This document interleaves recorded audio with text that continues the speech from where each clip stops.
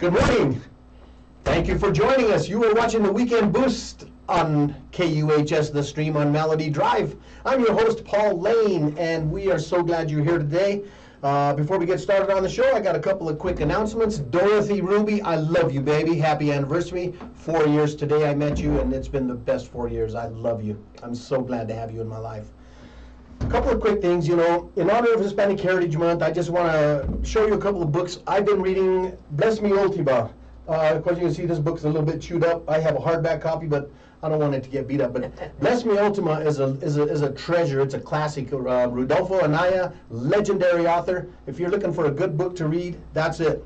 My next guest, Chris Garcia Sims, will be on the show. The Red Moon Night. He wrote this book about the Llorona. Oh my gosh, guys! Last week we went to the Llorona Festival over on the Corky Gonzalez Library on 14th and Irving, and we got to see several storytellers and authors tell the story about the Llorona from different perspectives. Fantastic show. I just picked up a book that I gotta share with you. Guys, this book, Magic Feather, The Science and Theory of Chicano Traditional Hearing Practices of Aztlan. This is a book about curandissimo. If you don't know what that is, that's a medicine man, and that's where I'm going. That's where I'm working toward. But this is a book that is very fascinating. I just got it yesterday, so I haven't had a chance to read it, but A Magic Feather is a really, looks like it's going to be a fantastic read. One last thing. If you remember a couple of shows ago, I had Deb and Juan Espinosa come onto the show, and they talked about the Song of Pueblo, a play, actually a concert that's going to be coming up on the 26th of October. They will be up in Boulder, and I'm going to give you the information now. It will be Thursday, October 26th at 7:30 p.m. at the University of Colorado Boulder College of Music at the Grusin Music Hall, 1020 18th Street, Boulder. Guys, I promise you, take some time to go see this. It's going to be a historical perspective of the city of Pueblo from the 1700s to modern day. It's going to talk about everything from the Ludlow Massacre to many other things that have happened. I promise you, this will be a worthwhile trip. I will be there. If anyone wants to go join us, please reach out to me. I would love to have you as a guest to see this show. And with that, I will go ahead and get started with the show. Guys, I'm so excited. Shelvis is a friend of my cousin Emily, who, if you know the show, you know I talk about cousin Emily. If you're watching, I love you. But Shelvis is my guest today. One of only 6 female Elvis impersonators in all of the world. I mean, this is a fantastic opportunity. And your name is Shelvis. That's what we're calling you. That's what you are. We trademarked it now. It's trademarked in Colorado, not in the United States just yet. We're working on that. But basically, there's other Shelvises, but not Shelvis and the Roustabouts. And of course, I created the name Shelvis many years ago, back in the 90s. So we decided to trademark it. So now it is trademarked. Very cool. So that's kind of nice to have that. Now, what inspired you to start into this? This is such a unique niche. A lot of people understand that this is just a character. It's a person that I've idolized since I was a little girl. I loved Elvis Presley growing up. My Aunt Kathy, my mother's oldest sister, she was a big Elvis fan. So when I used to go over to her house when I was like 4 or 5 years old, I hear Elvis all day long in her house. And, it just became part of the family, so to speak. We were Italians from Jersey. We were either listening to Elvis or, Frank Sinatra, Jerry Bell, those guys, and doo-woppers. And I grew up in a culture where the Italians listened to a lot of the doo-wops and the crooners back then, the rockabilly crooners, so to speak. And Elvis was one of them, and I just fell in love with his voice and his look and his chemistry and how he projected his personality on stage. I mean, come on, the girls loved him, right? I mean, he was a rarity, different than other entertainers than anyone else back in the 1950s. Matter of fact, Elvis was not even well respected when he first started. Oh yeah, he was the devil dancer. Yeah, they didn't. They particularly didn't really like him, and so. But it wasn't really until I started reading about him and getting magazines and books and listening to different types of various music that he did. I mean, he went from like rockabilly. It really was country rockabilly. It was a mixture of R&B and gospel rhythm and blues with country twang to it. You know, and he was all influenced by African American culture. He grew up in the African American culture, being from Tupelo, very poor. His mother worked in the fields with the African American culture people, and he lived in a lot of these boarding houses growing up as a little boy. I mean, Elvis was considered like white trash growing up. Wow. I mean, he wasn't really rich. I mean, he was born in that house in Tupelo with no electricity, no running water, no toilet. I mean, his father built that house with his brother for like, I think, $1 something of lumber. Wow. Just to build that home. And you know, Gladys had Elvis in the home. And of course he had a twin brother, Jesse Garon, and he died. He was the first I never baby. knew that. His first baby that came out, Jesse Garon, and then Elvis came out. They didn't even know that Gladys, you know, was with twins. So basically that's what happened. So he, you know, he was traumatized very early on in age, Elvis. So his outlet was music, you know. And of course, he was from a very angelic Baptist background in music, and he would go to church, but he liked the African American churches better, and their culture and their sound is totally different. They have revivals, but a different type of revival than, you know, most white folks would have. You know? Yeah, I've been. There's a completely different energy there, I guess is the appropriate word. Yeah, it was just that they had a lot of soul and spirituality. Very spirituality. You know, I mean, you know, white people and black people have the same faith, but they just expressed it differently, I think. And Elvis was really attracted to the African American culture, the gospel rhythm and blues, and he learned from that. So I think that's what attracted me to him as well. You know, I mean, his gospel albums are just brilliant. And he only won 3 Grammys in his whole life, in his career, for gospel. Wow. Among all the records, gold records, and all the awards he has won, and that's the highest achievement you can have, is a Grammy in the music industry, and he only won 3 for gospel. Wow. Yeah, so. That's you know, I've never been a big Elvis fan, I won't lie, but it's fascinating to learn all this stuff. You know, I went out to Memphis and I saw where, you know, his mansion was, and he's buried out in the backyard. His mom and his mom, or his dad and mom, or just his mom? A lot of his family's buried back there now. Oh, his whole family, yeah. Yeah, I mean, he's got his grandmother, you know, and then he's got his mom and his dad, and then him, of course, and now his daughter and his grandson. Oh, yes, his daughter. There. So it's, you know, it's sad, you know.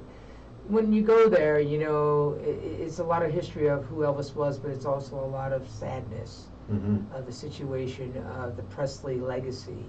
So there's a little bit of both, you know. But, you know, I don't walk a mile in anybody's shoes, you know, in that family. We don't know what they've gone through or who they are, you know.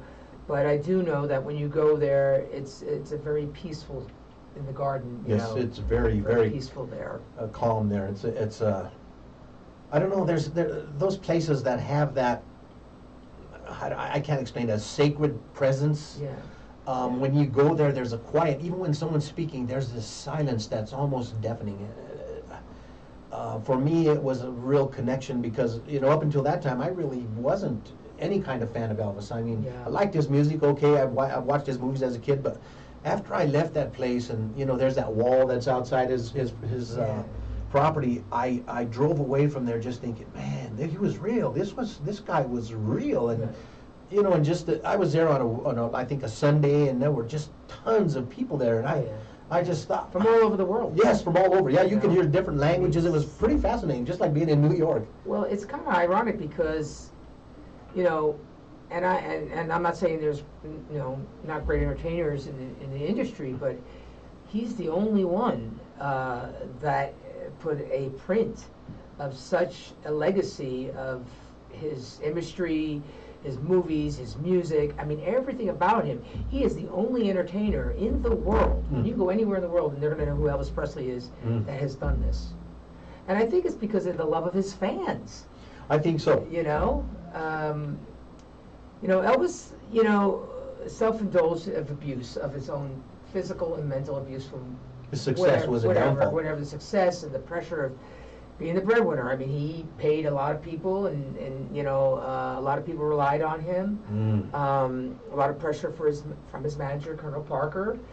We know that situation now, which we kind of knew anyway. I've met a couple of Elvis's folks, and they've talked about Elvis and how he was depressed and he didn't eat well and couldn't sleep. Just a lot of stress on him, you know, and this is where the prescription drugs came in to factor, you know, with him waking up and going to sleep and just for different things, you know. And you know, let's face it, back in those days, there was a lot of drug abuse with a lot of entertainers. Yep. You know, we lost Michael Jackson to it, Tom Petty to it, and Prince. Oh yeah, so many more. Jimi Hendrix. Jimi Hendrix. You know, Janis John Joplin. Belushi. There's just so many. Yeah. I mean, it's we don't know the pressures of being famous. You know, just like Taylor Swift, she's like a female Elvis. I mean, she's one of the biggest entertainers in the world. And talented, yeah. Very talented, but you know the pressures of that. You know, people like to judge, but we don't know. You know. What they go through and what they've done to get there, and they are pretty much the ATM machine, you know. They're a cash cow. Right. Yeah, So, and that's a sad truth about it. That's a big pressure, you know. You know, I never had thought about how he was the breadwinner, not just for himself, but for his agent and for all of his roadies and for the band and for everybody everyone who was associated with Elvis was dependent on him for their livelihood. That's right. That's right. So if he wasn't there, they're out of jobs, pretty much. And a lot of those guys went broke, and after Elvis, I mean, he was going to go on tour, and he just dropped dead, like boom, out of nowhere. And they were like, what are we going to do now? You know?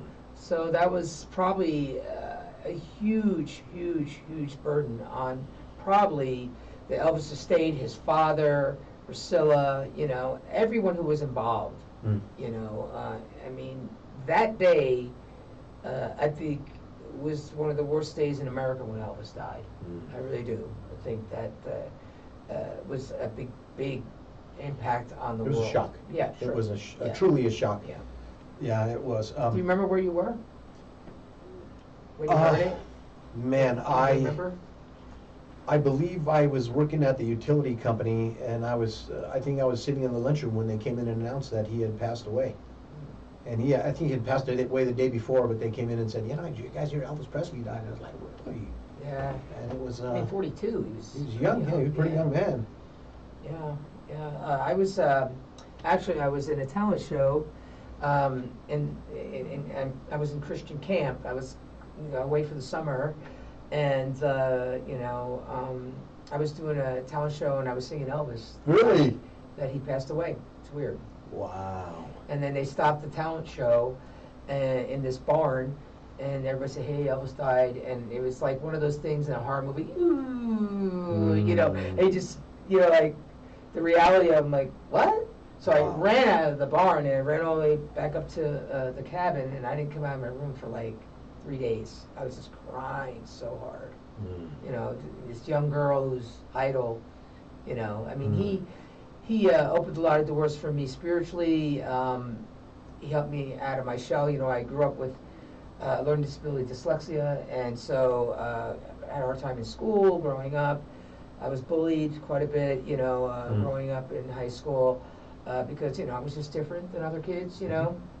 So, you know, Elvis was my hero, my superhero, so I would sing and impersonate him with various other artists too, not just him. And I create my own world in my room. So I learned about all these, you know, singers, you know, and Elvis was my favorite. Of course, I loved, you know, Tom Jones, Dion, and the Belmonts, Buddy Holly. I loved all the Motown groups, the Temptations, and Chuck Berry. I mean, I just grew up with all that, and that was like a huge input on me because of my mom, and because my mom grew up in the 50s. And she was like, my parents were like the ultimate 50s high school, you know, couple, you know, and so that was like the impression I had, oh, that's just great. It's the kind of world I want to be in, you know. Not everybody agreed with it, you know, but when everybody was listening to Led Zeppelin, you know, I'm listening to, you know, Ricky Nelson. Actually, I was listening to Ricky Nelson. I mean, I do various of characters, not just Elvis. But he was the biggest imprint on me as far as a singer, performer, and how he grew up. I mean, he was bullied. He wasn't treated well.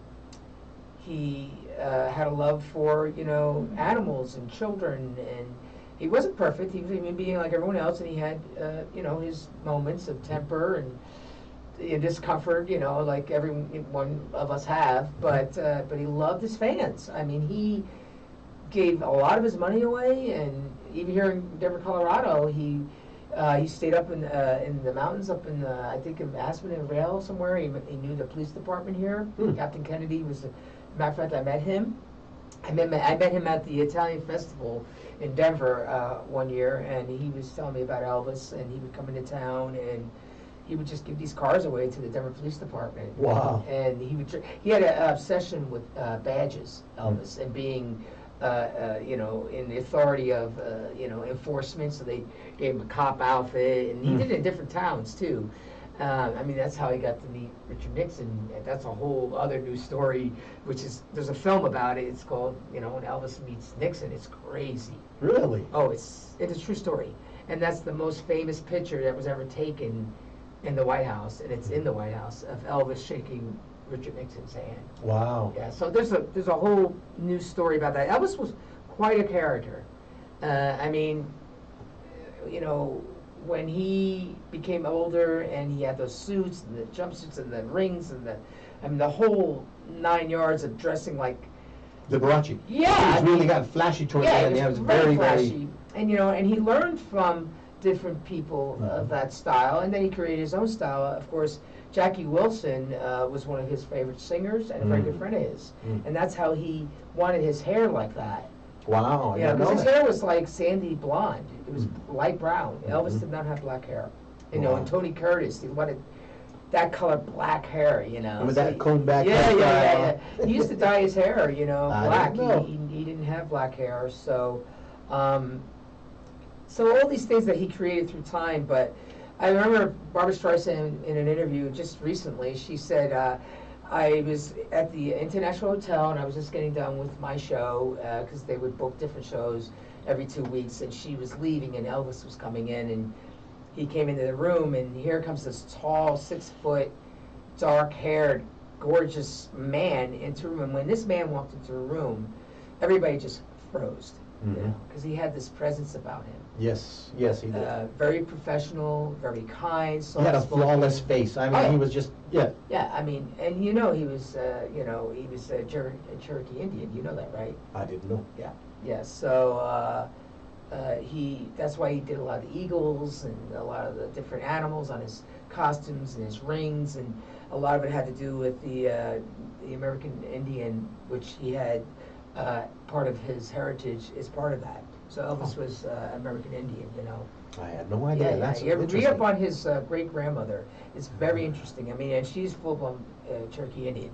I mean, and he sprang from a tree of different from England, and he was, part Jewish, and basically we're all Jewish, really, to be honest with you, because we all come from that part of the land, So he wore a Jewish star with the cross, So he had a lot of different cultures inbred into his He was lifestyle. He was a blend of many cultures. Yeah. It was like, I remember someone saying, when Elvis did something, that's how he accumulated fans. Like, he did a movie Fun in Acapulco, so he sang in Spanish. He had a whole new following of people, Latinos, who just fell in love with Elvis because he sang in Spanish, which is amazing, And then, he did that movie with Aunt Margaret. What was that Las Vegas movie? Viva Las Vegas? Viva Las Vegas. He sang in Italian, So these go, he sang in Italian. So he would accumulate that culture. So Elvis was very multicultural, and he just kind of, everyone really. It seemed like he assimilated, everyone kind of identified with him in some way. Very I know not everybody liked him, but everybody had some sort of similarity that can relate to him in some way, like I did, I was bullied in school, he was bullied in school. and he just poured himself into his music and his talent and his love for God and performing, and that's what I did, and it helped me read, it helped me learn and grow, and I was very shy growing up. He was shy, so you know, there's a lot of similar characterization in that as a person, Very cool. so to speak. And he was my hero, so that's why I do what I do. Now, tell me, when you started first doing this, how old were you? You know, dressing up like Elvis and stuff, I didn't start doing Elvis, just Elvis, until I was probably maybe 7 or 8. Really? Yeah. So it's been a lifelong passion. Yeah, my mother made my first costume. I still have it. It's a shirt she gosh. made. I still have it. Yeah, it's the tiniest little shirt. She sewed it together with the fringes, and it's a blue denim kind of shirt and sequins on it. And I kept it. And I think it was in 1974. Irvington High School was having a fashion show in New Jersey, and my cousin Kathleen was part of the fashion show, and she says, "Oh, my cousin Lori does Elvis." You know, now I wasn't singing him because I was too little, you know, and so they brought me in, and I had a little guitar, and I had my outfit, and I did 2 songs. I pantomimed Hound Dog and Love Me Tender, and they put it in the newspaper. Oh, wow. In the Irvington newspaper, and that's kind of where it started from there. And then I started singing more, and I mean, I was a little kid, so I didn't sound like Elvis until I started, you know, impersonating a whole bunch of people and learning how to do that. And so I did John Travolta. I mean, I do a great John Travolta. After Elvis had passed, I found a new idol, which was John Travolta, and I got to meet John Travolta here in Denver, which was fabulous. And he was a very nice man, and he was my new idol, you know. And Olivia Newton-John, I idolized her. I got to meet her also here in Denver when she had a concert. So there was a certain people that I was drawn to because of who they were and how they present themselves, and I just created a show, you know, with all these impressions. You know, Tom Jones, I always loved Tom Jones, great singer. Oh, yeah. You know, Neil Diamond, I love Neil Diamond for different things that they have done in the music, writing, performing, you know, whatever their artistry was. They all had different kind of characters and artistry that was a mix of culture, of different genres, you know. Now, of course, now, you know, a lot of young kids think, oh, that my grandpa used to listen to that, and my grandma. But there's a lot of young kids that remember a lot of that stuff, and they like it, you know. A lot of that old music, like The Wanderer and Run Around Sue, is in video games that they play. So, I know that song, you know, and so when I sing it out, they're like, oh, that's a great song, you know. And they're in their 20s, so, you know, my audience varies from the age 40 and up. But little kids love it. Little kids love Elvis. They think he's like the bomb, you know, because, you know, Elvis read a lot of comic books growing up, and Captain America was one of his favorites with the capes and all that when he was a child. So that's where he got the cape from, and this jumpsuits, he modeled that from that, because those were his heroes.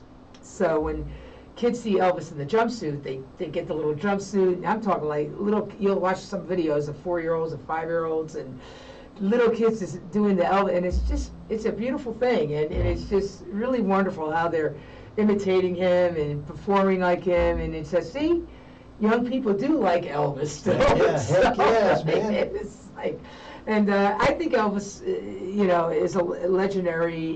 He's going to be around forever. I don't think he'll ever go away. And then the movie helped a lot. By the way, did you see the movie? I haven't. No. It was okay, you know. The guy who directed Moulin Rouge with Nicole Kidman, he's the same director of the Elvis film, so he kind of modeled it around that. That was his style. I don't know if anyone's seen that movie. Kind of a musical kind of thing.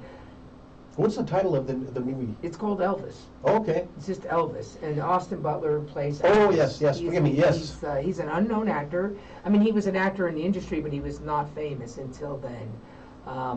And there's a story about him, too, why he was picked. So you should really look into Austin Butler and why he was picked for that role. He did a fabulous job.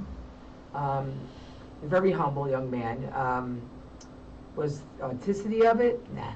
I think a lot of it was fabricated, and I don't think there was a lot of truth to some of the incidents and the time frame. Mm-hmm. But there's 3 different eras. There's 50s, 60s, and 70s. You got to cram it all in one film. And you're trying to get that 30 years into an hour time, or 2 hour. Yeah, so it wasn't like Walk the Line with with Reese Witherspoon, and that was more a true Johnny Cash story Mm-hmm. than the Elvis film. I think it made it very showy, blingy, but it also brought on a younger generation that likes that. Mm-hmm. They don't want to hear about the Elvis, that he shot in televisions and he was angry at certain things or his addiction. They want to see the hero Elvis, and that's what that guy projected with a little bit of his history of Colonel Parker, which they made Colonel Parker the bad guy. Mm-hmm. Well, in show business, we all Manager's could be always a bad guy. Yeah. Well, in show business, we all could be bad guys, but he was the problem of Elvis not being able to travel outside of the country because he was an American citizen, and he would let Elvis do a lot of things. He had a lot of control over Elvis. He had 50% of his earnings. That's a lot. Wow.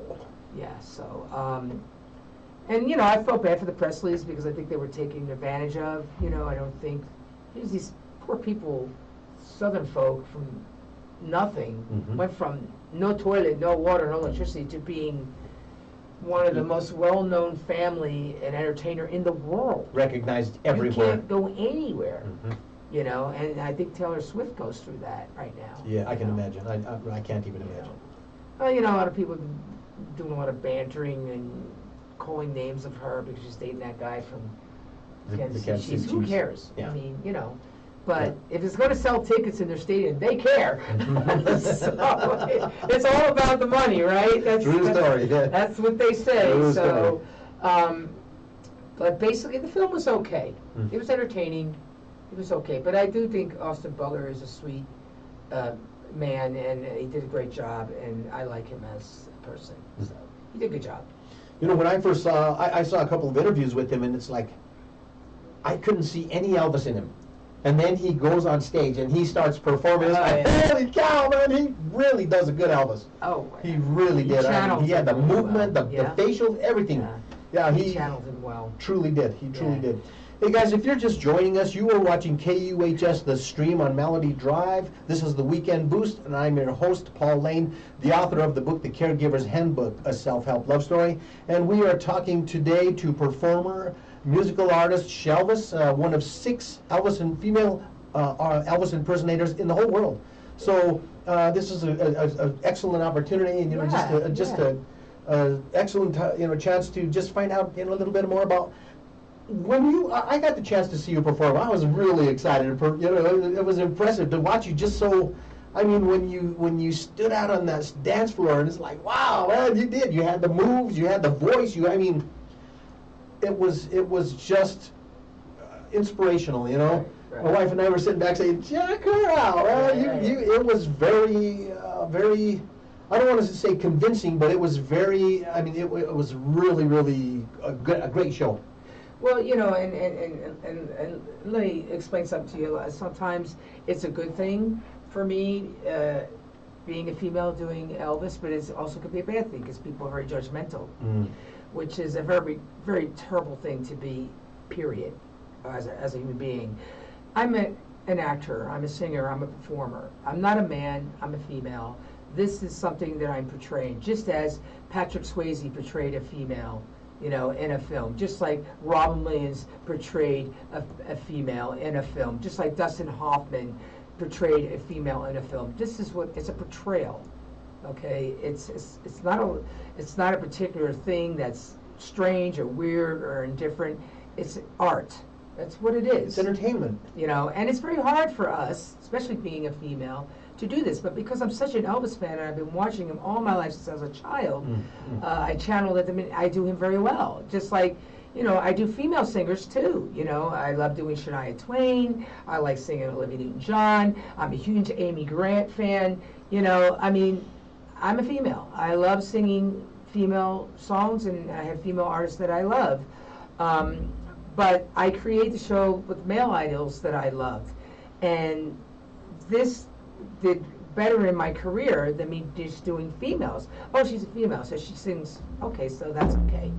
But when I did this, it changed everything. That is so weird how people have this preconceived notion or this expectation. I don't know how you want to place that word, but people have this expectation that you have to be pigeonholed, that you have to be, this is all you can be, you know, don't step out of that boundary because that's not for you. And it's like, no. Right. It's not a gender thing. That's right. It's an artist thing. Thank you. It's a performing thing. It's not even anything, doing anything wrong against anyone or projecting anything bad. I have a family show. This is a family show from seniors to children, weddings, anniversaries, all kinds of venues, all types of TV shows, all kinds of interviews. You know, I don't do this to project anything that's not positive. It's all positive. If somebody was looking to hire you for a performance, where would they go? They can go to the Shelvis and the Roustabouts website. We also have a Facebook page. All the information's on there. We have videos. We have a bio on there. A history about who I am, how I created the show, and just a little bit of history of how long I've been here in Denver. I think it's over 32 years. Band's been together for almost 12 years. But I've been doing Shelvis for a very long time. I've got to perform with many different celebrities here in town. I used to work for KUHS 105 in '94, you know, and I did Elvis with other Elvises in town. Yeah, I used to go to the Old Mile High when they had those concerts, and we'd walk around just with the tag VIP and just take pictures with the fans. But we got to go in the green room, so I got the opportunity to meet Chuck Berry and the Four Tops, Barry Wells. I mean, this was like, whoa, you know. Yeah. It was amazing, you know, and I want to thank KUHS 105 for that opportunity, by the way. And I did a show for Alice one time when the Broncos won the Super Bowl. I think it was with John Elway. I went down there with the radio station, and we promoted some of the Broncos, and I got to meet all the Broncos. And so I have a history here, and I've known almost every local celebrity I've been in contact with. You know, I play drums, you know, for many different people. I'm not just a singer. I'm not just an impersonator. I am a musician. A musician, yeah. And I write songs, and I've been in several bands here in Colorado. One of them was Tough Grooves, which I was the drummer and lead singer with Dave Freshman when I first started playing with another band, and had nothing to do with Elvis, though we did some of it in it. But you know, I have a huge variety of talents. It's not just Elvis, you know, and I would be Lori Marie Muha, you know, in the bands. That's my legal name, you know, besides Shelvis. And so it's about making people happy with whatever art you have, to bring people together. That's what Elvis did, right? Even now, Elvis brings people together. I think that's the main key with Elvis Presley. You know, I mean, there's 400,000 Elvis impersonators around the world. Really? In different languages, in different countries. It's amazing. And they bring people together, and they have these festivals in the UK and Canada. Is very huge for Elvis. I did not know that. And the ETAs, this is an organization which is Elvis tribute artists. They don't like to be called Elvis impersonators anymore. Let's get that clear, because you know they take it very seriously. And these guys are totally professional. I mean, they spend thousands of dollars on their costumes and their hair, and I mean, they do these contests, and they win 20, 30 grand with these huge contests that they do at these festivals. Priscilla Presley's involved. There's one guy, Dean Z, he has a residency in Branson, but he travels all over. He's an amazing Elvis tribute artist, and he's also an amazing talent. Very good looking man, nice guy. He's one of my favorite tribute artists. So you ever get a chance to go see him, I'm going to go see him soon. I don't want to see the other Elvises. I just want to see him. Not that I don't appreciate the Elvises, but he's my favorite. You know, I mean, he is one of my favorites, just because he does other characters as well. And you know, I've worked with, you know, so many different people. I just saw Chris Daniels in the case. He's very popular. He was playing at some festival, and I did my first show with him at the Colorado Athletic Club, and his band backed me up. That was in the 90s. Really? I don't know if you know who he is, but he's very popular here in Colorado, and he was inducted into the Red Rocks Hall of Fame. Wow. Yeah.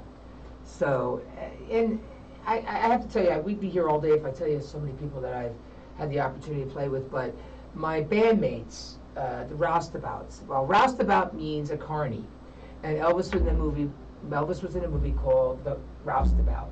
There's a film called Roustabout that Elvis was in with Barbara Stanwyck, and that's where I got that name from. So just clear that up. What's a Roustabout? And how did I get that? That's where I got that from. So every player that I've had has been very accomplished performers, drummers. You know, I've had them come in and out.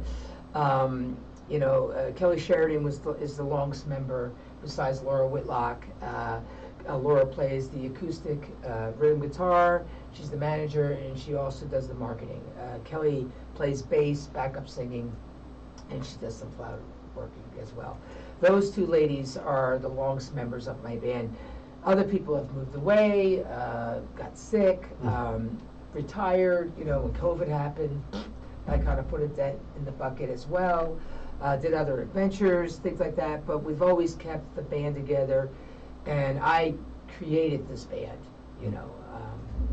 And so my first members was, it was Dave Freshman when I first started the Roustabouts, and RJ Simon. He lives in Oklahoma. Matter of fact, I just talked to him today because he sent a picture of him when he was a little boy with Muhammad Ali. Oh, wow.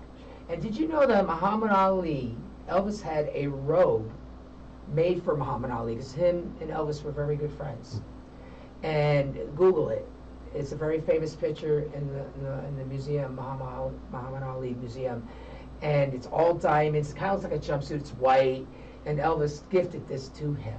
Really? And it says on the back of it, the people's choice. Oh. So that's a little bit of trivia on that. But I never knew. Yeah, I mean, Elvis, everybody knew Elvis. Mm-hmm. Everybody wanted to know Elvis. Mm-hmm. You know, everybody had dignitaries, political figures, I mean, performers, everybody, yeah. You name it. Professional athletes, yeah. I mean, it's just amazing how this man was such an impression in many different people's lives. It wasn't just his music, it wasn't just his presence as an entertainer, but as a person, you know. He took things personally, and, you know, he respected people, and, you know, if you respected him, he would respect you. You were a lady, he treated you like a lady. That's the kind of man he was. He's a Southern man, you know. Now, of course, we're all human, nobody's perfect. There are also lots of things and rumors that Elvis had a temper and he did like the Beatles, which is not true. He did like the Beatles. Matter of fact, the Beatles met him many times in Los Angeles, in his home in Los Angeles. John Lennon was a huge Elvis fan. You know, Paul and George not so much, or Ringo, you know, but John was. So, John Lennon. So, you know. I heard that once someone asked him if you could have any voice in the world, that he said I would be Roy Orbison. Yes. Because he had so many octaves and he had such a voice. And yes. I was so surprised by that because, I mean, Roy Orbison has a great voice and he's quite varied, but I never thought that he would see. I thought Jackie Wilson might be a choice. I thought, Wilson, you know, I mean, the Righteous Brothers, you know, the singer of the Righteous Brothers or the Platters, or there's so many wonderful singers, and after I heard that, it was way back when Elvis was alive, and I became a fan of Roy Orbison as well. Well, Elvis loved opera. Oh, wow. He was a huge opera fan. He listened to the tenors and he listened to Pavarotti, and he was very well-rounded in different genres. And so I think Roy Orbison was one of them he had a lot of respect for, and his vocal range. And you gotta admit, I mean, Roy Orbison was a great singer. 7 octaves or something like that. I mean, pretty amazing singer. I mean, same thing with Tom Jones, was an amazing singer. You know, Elvis had a lot of respect for those guys. So, and you know, he had different idols too of his own. You know, a lot of different bands, like the Guess Who. He loved the singers of the Guess Who, and you know, he covered Never Been to Spain. You know, and so you know, different people. He just liked different artists. You know, and I don't know. It's just I know it was Three Dog Night. I'm sorry, not to get sued. Three Dog Night. Let me rephrase that. I had to think of that. It was Three Dog Night. He was a big fan of Three Dog, and they had never been to Spain, and he was just very well-rounded. I mean, he had music in the house all the time, Elvis, and a big stereo and records. I mean, when you went down into not the jungle room, but just below the jungle room, that yellow room with the TVs. Did you go down there? I didn't go inside. You didn't go inside? No, I was in a bad time in my life. I had just lost my wife, my first wife, to cancer, and I was just. I just got in my car and I drove. I drove all the way to Tampa from here, and that was one of my stops. But I was, like I say, not in a good way. But honestly, I won't lie to you. At that time, I was not even a fan of Elvis. Not for no particular reason. I love his music, but after I went there and I saw. There was such a humble mansion. I mean, it was like, I thought it would be this sprawling 10,000 square foot house. It's like tiny. Yeah, less than 2,000 square feet, and it's very tastefully done, and the yard's very beautiful, and I thought, wow, how humble, Yeah, he. I mean, when he first moved there, his mom thought, he went from dirt to like you said, diamonds. She was uncomfortable with something, so he had a chicken coop built in the back, and so she could go out and get her eggs, and still hung out her laundry on the line. There's just certain things that, being a country folk in the South, that you feel more comfort in doing that, than having all these fancy, like the stove and the different things that she had to learn. You had elaborate stuff, and you look at that now, it's like it's not that elaborate, It's like, but back then it was, but Elvis was. I think a part of Elvis that he struggled was he was very humble, and he had a lot of gratitude. I think he felt that he didn't deserve what he had, and through time during the end of his life. I remember listening to an interview with Lisa Marie Presley. I think it was in the 90s. She was talking about her father, and she remembers a lot of different things. I mean, 8 years old, you kind of absorb quite a bit, and remember your dad. There'd be times he'd come home exhausted, and he wouldn't eat, he couldn't sleep. He'd be up all night till like 4 in the morning, worrying, and she felt he was physically and mentally depressed a lot. So that's probably where the prescription drugs took over part of his life, like any other artist that did, back in those days. You said a word just a few minutes ago that I always focus on my show, and then I try to talk about it as often as I can, and that is gratitude. Yeah. When you're performing, and I'm sure when you get done you're all like electrified and all charged up.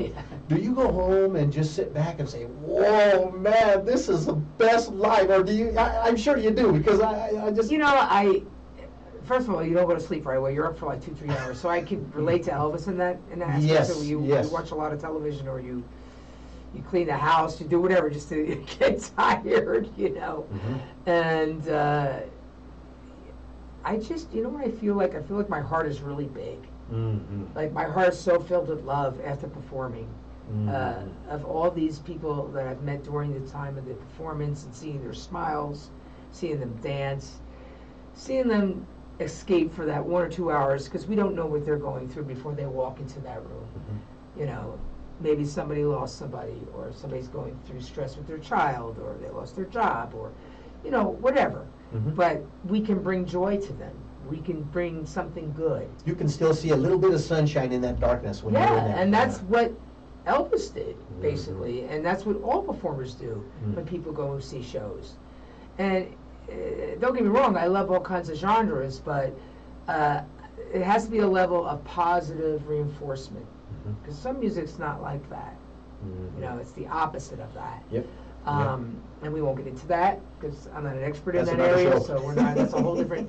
But no, I just have a lot of love in my heart. I just love people as God wants us to love people, with no judgment or malice. I create a show of the idols I grew up with, whether it's male or female. It's not a gender thing. It's an art. The band members that I have, they're fantastic musicians, They make me look good. They do a good job. Mhm. It's a lot of studying and practicing. And, we do this for you. We don't do this for us, and we walk away with some money, not a lot of money, sometimes it's good, sometimes it's bad, depending on the client and the person. I don't always say no if somebody can't afford it, so I'll say, well, we can work with you, Mhm. or we'll do a benefit, or we'll do this for you. Mhm. Because it's not all about money either, Mhm. Once it's all about money, then you become a whole different person. Yes, yes. Then you're doing it for all the wrong reasons. I mean, great if you make a lot of money doing it and you can quit your job, fabulous, Mhm. Mhm. That's not the reality of the average entertainer or bands, Mhm. unless you do make it, I'm almost 60 years old. I'm 58. I'm still doing this, which I'm amazed that I'm still doing Heck this. yeah, at keep on 58. going. Because I love it, I really do love it, and I love walking away having people say, God, that was a great show. Boy, that was fun. God, I love shows. Look at those roustabouts. They're so much fun. And that's what you do it for. Mhm. I mean, we won in 5280 magazine in 2019 the best Colorado band. Wow, right on. I mean, not many people get that award, and and I have a lot of gratitude for that, and I'm very thankful for the fans. Mhm. They voted. I mean, we had the Lumineers, and Nathaniel Raycliffe just below us, and those Wow. guys are famous. And Yes. here's Shelvis and the Roustabouts, 2019, the best band of Colorado, and I have so much gratitude for that, because you, the fans, the people who love this show, did this for us, and this is why we do this for you. Mhm. Tell me again, if someone wants to hire you for a performance, where do they reach out, please? They can go to Shelvis and the Roustabout website. There is a link on there. You can put your email to get onto our page, our email page, where we sent out information. We'll send out an email to everyone. Also, the Facebook page, Shelvis and the Roustabouts, you can contact through there. Most people do. Laura Whitlock would get back to you and talk to you about your event or what you want to hire us for. Very so that's cool. how that works. Yeah. So guys, don't hesitate. This is an opportunity to have some entertainment that you will enjoy, that you will really be able to get out and shake a leg on that dance floor. I mean, we watched you the other night at my cousin Emily's birthday party, and it was such a cool thing to I watch. love you, Emily. Yeah, Emily, we're going to have lunch with you tomorrow, waiting for that pozole, but yes, it's really exciting to see. You're just so comfortable and so relaxed on that stage. Yeah, I mean, and, it just comes naturally, like riding a bike, because you do love it. So it shows when you're on stage, Your passion is Yeah, very on your face. It's on your yeah, sleeve. yeah, and I want to thank people that have been fans of ours for years too. Thank you so much for your dedication and your love, and just spreading the word out there that Shelvis and the Roustabouts is a great show, and we really appreciate all of you folks that have stuck with us through the years. Very important people to us. We also want to thank all the organizations, all the venues and the bars and the clubs that have hired us. We appreciate that. We also want to thank the radio stations for having us here, KUHS, right? Mhm. And Henry Archuleta and Paul. We want to thank these folks for letting me be here today to talk about the music and Shelvis and the Roustabouts. So we have a lot of gratitude for everyone who supports live music in Colorado, no matter who you are.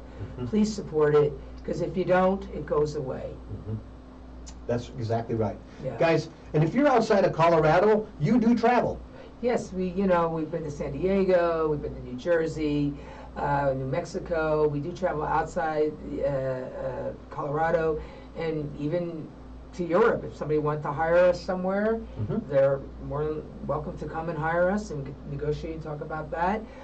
Like I said, we don't just do Elvis, folks. We do a Vegas-like icon show, that has different characters from Elvis, Buddy Holly, Deanna Belmonts, Tom Jones, Neil Diamond. Wow. We do the Grease John Travolta. You know, we do Wanda Jackson. We do Shania Twain.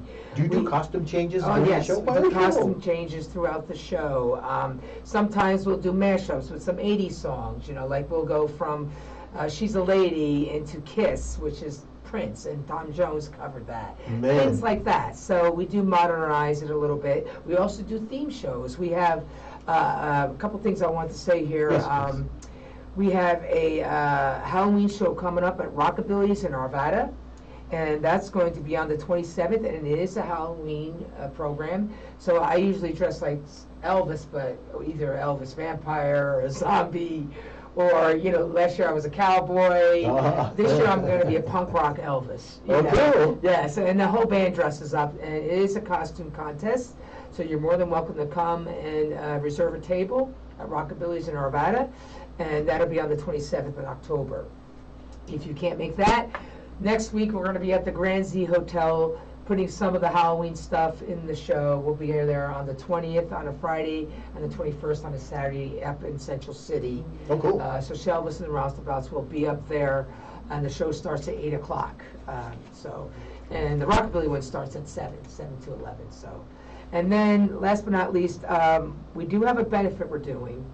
We just did one for pancreatic cancer. It was called Pints for Purple, which was fabulous last Saturday. So that's what I said. We do give back to the community. We do raise money for different organizations. So if someone out there wants to hire us for that, we are open to do that as well. You know, if this is for Alzheimer's and awareness and raising money for that, it's going to be at the Wild Goose Saloon in Parker. And that's going to be on November 5th. And it's in the afternoon on a Sunday. Music starts at 2 o'clock. There's 3 bands. We have Red Pinto Wagon that's going to be playing there. It's kind of a classic rock mix. And then there is another band called, I think, Bank Stage, if I'm correct. I'm not sure. So, and then Shelvis and the Roustabouts. There's 3 bands. There is a fee, and you get a VIP section. We're going to have some celebrity guests. I'm not going to tell you who they are. That are going to come.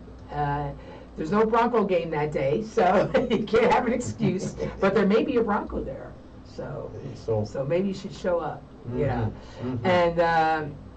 and so we ask that you come and get your tickets online. All the information is on our website and on my Facebook page for that, and it's called Rock Benefit for Alzheimer's. And that's November 5th at 2 o'clock. It's a Sunday. So please come to that. Please support that organization to raise money because we all are going to be affected by that at some point in time as we get older. So. But guys, I don't want to let this day pass without remembering. You all know my friend Beto Terrazas, the singer from Mexico that's been fighting cancer for the last 2 years. He's doing much better. He's actually performing tonight, and it's going to be up in Aurora. I'm just see if I can find his information. He sent it to me. Beto's my brother. I have no other way to describe him. He's my brother from Mexico, from another mother and from another country. But Beto's going to be performing tonight. Come on here. It is going to be tonight, the 14th, at Auto Connection LLC, 11090 East Colfax.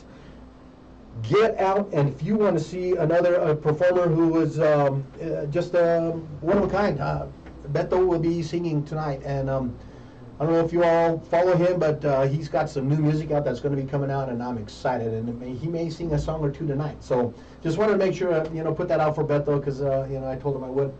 But there's so many things that you do that seems like you're a worthwhile life.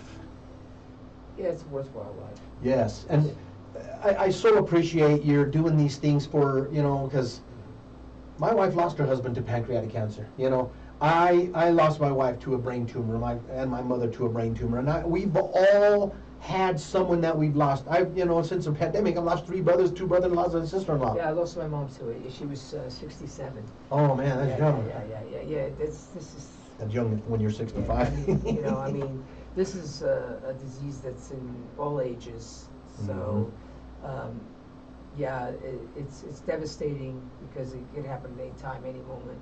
Yes. Of your life. Yes. even children have this. So, Yes. it's unfortunate, but like I said, when we do benefits and different research and organizations and bands like myself, Shelvis and the Roustabouts and other bands who support different organizations, you should go out and support them and help. Absolutely, guys, absolutely. Part of gratitude, I think part of gratitude is giving back, That's right. It's all about giving back. Especially when you see, and I know it's tough times for all of us. None of us is rich. I'm not. Yeah. I mean, somewhere there's something in you to give back. Whether it's time or whether it's efforts or whether it's money, whatever the case may be. Like I said, I'm an enforcement security officer. Every day I work with the public. That's my job.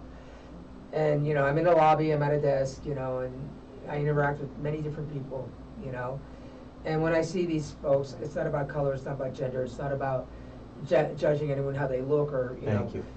It's just about the person, the human, and you don't know what they're going through. So be kind. Mm-hmm. It doesn't cost anything to be kind. Mm-hmm. It doesn't cost anything to open a door for someone. It doesn't cost anything to say, how are you doing today? Mm-hmm. How's your family? What's going on? And I always have that vision of people when they walk past me in the lobby. I do that on a daily basis. I'm constantly working for God because I have a lot of faith in God because we're here to help each other. This is why God puts us here. So humanity of helping each other is the gift of gratitude. It truly is. And that's what it comes down to. Whether you're a musician, whether you're a radio host, whether you're a painter, whether you're a person who's a cleaning service, no matter who it is, from the highest caliber of CEOs to the person who picks up trash on the street. It doesn't matter. We're all universal God's children, and we're here to help each other in so many different ways. Thank you. We do it through music, and that's why I do what I do. We do it through music, and basically that's really my life. My stance on life. That's who I am, And my mother raised me well. I thank her for that, and my parents, and my family, my cousins, and we're a very strong family. We're Italians, and we believe in loving each other unconditionally, no matter what. It's not about political issues. It's not about this or that. It's about being a human. Just being a human. Be kind. Thank you. I mean, it's. We're in a time when people are just so on edge. People are so half-cocked, and they're, it's like people are just at a point now where they're just angry, and it's unfortunate. Driving down the road, man, I tell you what, we went to New Mexico this weekend, and I'm taking it slow. Usually I'm a speeder, but lately a little bit, some people. I just take speed, let it go all by, go all by, and the other thing I just wanted to just touch on was. I heard a story of this man that was sitting in a bus and all of his kids were running all over and they're jumping up and down and people are watching him because he's just sitting there and he's not even looking at them or, Right. And someone came up to him and says, your kids are going all over. He goes, oh, I'm so sorry. We just left the hospital. My wife is dying. And so, if you see someone and they're a little on edge or they may be a little bit rude to you, try to keep in mind that they may be going through their own turmoil. They may be going through their own torturous journey, and even be kind not just to yourself, but be kind even if it's hard. That's right. I mean, we're going to leave this planet someday, and we're going to have to judge our own, destiny and journey, and wherever we go from there. So what you do here is where you ever go from there, whether you believe that or not. But right now, sitting here as a human. Just be kind. It's easy to be kind. Like you said, you don't walk a mile in people's shoes. You don't know what they're going through, And that's why when we sing music to people, we make them happy. We take them away from that that's going on, in their lives. They walk into a room and we're projecting positive love, reinforcement, making them smile, giving them that moment of a time that was lost. Maybe an elderly person says, I remember that song when I was in high school, or I got married to that song. Things like that. Memories, creating memories. Man, that makes it all worthwhile. Oh, yeah. I mean, that's what it's basically all about, to be honest with you. I mean, we had the weirdest thing that happened to us this year. And I've gone through a lot of stuff in my career, different experiences, right? So we were at this festival, and this guy came up to the stage and he said, "Can you sing a song for me? I'm going to ask my fiance to marry me." So we're in this this festival, and I think it was the State Fair we were playing at, and I said, "Okay." So I said, "Hey guys, we're gonna sing this song," and any particular song, so we sang a slow song for them, and the guy came up on the stage and he asked the girl to come up, and he got on his knee and he proposed to her in front of all these people. Oh man. I'm a feminist. I don't care. I'm like, I got a lump in my throat. But the thing was, if it was somebody else that was like, "No, you can't do that. We have a formula. We're performing." Some entertainers. Well, it throws them up because they have it all. May not have want to have done that, but me, I don't care. I don't care.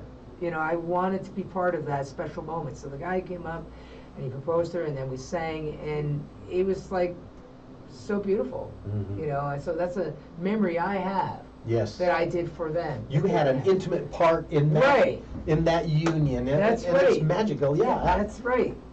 I can so much appreciate that. It really is nice to be involved in something like that. Yeah, it's just same thing. There was a little boy. He was disabled and he was in a wheelchair, and I have a love in my heart for a lot of folks that are disabled, and he smiled. He was so happy. I love singing to him. It just made me feel so happy, and it was so beautiful. You know what I mean? Oh. And I just have a special part of my heart that just touches me. It says, I just love doing this for that reason. Little kids. The smile on that face is the reward. Yeah, and the seniors facilities, the senior places. Oh, I bet that is really awesome. The hardest ones are the memory care. Yeah, because they really, when they hear that music, it's like it opens up a connection that wasn't. That's absolutely right. It gets them motivated, and they go from being not very happy people in memory care, almost catatonic, to that I get that energy level up, that they're smiling at the very end and clapping. That 1 hour, they go somewhere beautiful, positive, and something they've remembered, and they're singing the song. Well, that's what this is worth. This is why I do this stuff. This is exactly what life is about, man. That's right. That's right. Guys, we're out of time. This has been a fast hour. Shalvis, I'm so grateful. I have a statement that I like to make on my show, and I say, everybody's looking for a hero. If you can't find one, be one. Be one. Shalvis, thank you for making the world a better place. It's absolutely been a pleasure. It's my pleasure too. Thank you for having me on the show. Myself, and I know on behalf of Henry and the station, we wish you the ultimate success and joy and health and prosperity in all your life. Guys, you've been watching The Weekend Boost. I am your host, Paul Lane. We've been talking to Shalvis. Thank you so much for joining us. We will see you next time when we'll be talking to Chris Garcia on his book on the Llorona. I heard him read last week. Great book, Red Moon Night. See you next time.